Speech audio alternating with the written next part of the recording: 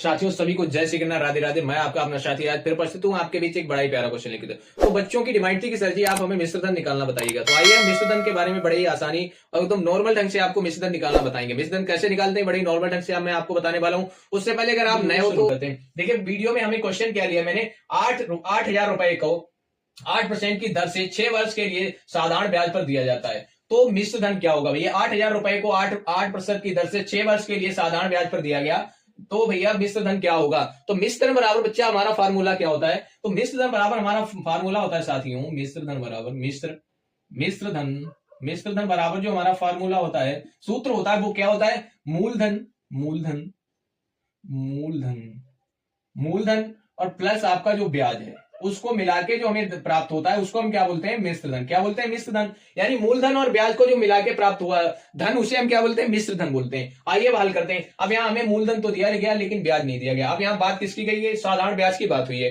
तो आइए simple interest यानी साधारण ब्याज बराबर हमारा फार्मूला क्या होता है? साधारण साधारण साधारण ब्याज बराबर जो हमारा फार्मूला होता है वो ये होता है कि ये आपका होता है मूलधन, यानी मूलधन गुणे दर गुणे समय। क्या? समय और पूरे के बटे में 100 बच्चा। क्या? 100। ये हमारा साधारण ब्याज बराबर फॉर्मूला होता है मूलधन गुणे दर गुणे समय बटे 100। आइए अब हल करते हैं। तो मूलधन हमें कितना दिया गया? मूलधन हमें दिया गया 8,000 रुपया। कितना? 8,000 रुपया दिया गया। और दर हमें कितना भैया? 8 वर्ष दिया। दर हमें दी गई है भैया 8% दी गई। कितनी? 8% दी गई है। प्लस हम गुणे हमें समय कितना दिया गया है? 6 वर्ष। अब पूरे के बटे में 100 अच्छा रखना है आपको। इस तरीके से आपने रख लिया। अब हल करो तो भैया 1 0 से 1 0 खत्म, 1 0 से 1 0 खत्म। शेष हमारे पास कितना रह गया? तो आप ये रह गया है आपके पास 80 गुणे 8 और गुणे में 6। अब आप इसकी मल्टीप्लाई करवा लो। तो जब आप इसकी मल्टीप्लाई करवाओगे तो 8 छक्के हो जाएगा 48 बच्चा। कितना हो जाएगा? 48 हो जाएगा।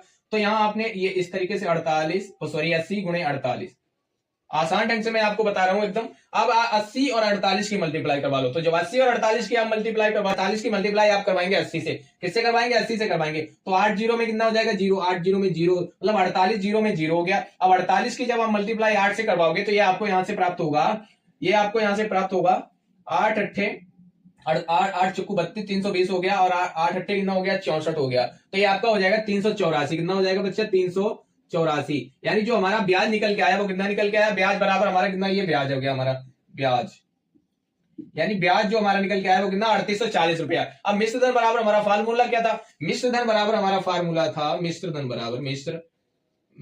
बराबर जो हमारा फार्मूला था वो मूलधन प्लस ब्याज। तो मूलधन हमें कितना आ गया भैया? 8,000 रुपया मूलधन तो दिया गया है। अब प्लस हमें ब्याज कितना आया? 3840। ये हमारा ब्याज आया। बराबर में जो हमारा